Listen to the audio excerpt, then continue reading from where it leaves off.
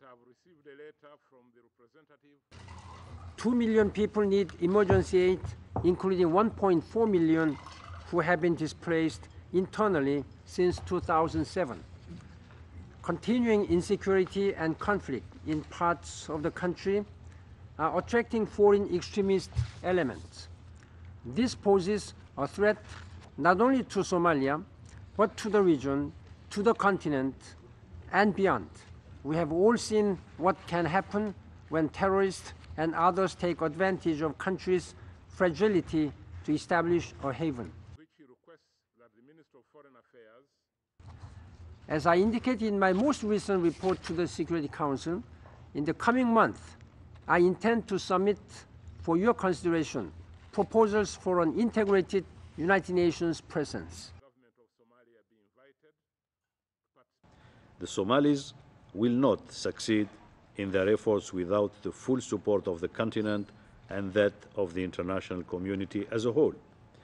While the situation in Somalia calls for the mobilization of resources and assets that are beyond the means of the African Union, our continental organization cannot abdicate its responsibilities to Somalia and fail its people.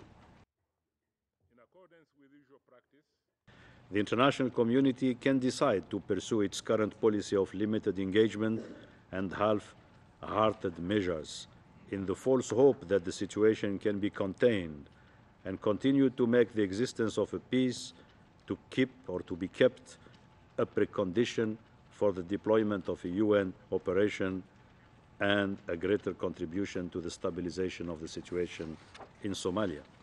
But the international community can also decide that it should step up its efforts, bearing in mind its duties and responsibilities to Somalia and its people.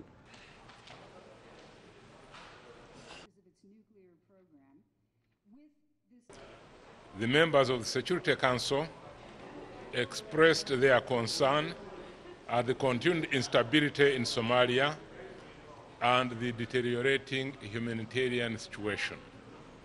They reaffirmed their support for the Djibouti agreement and the peace process as the basis for the resolution of the conflict in Somalia, and reiterated their full support to the transitional federal government in its efforts to achieve peace, security, and reconciliation.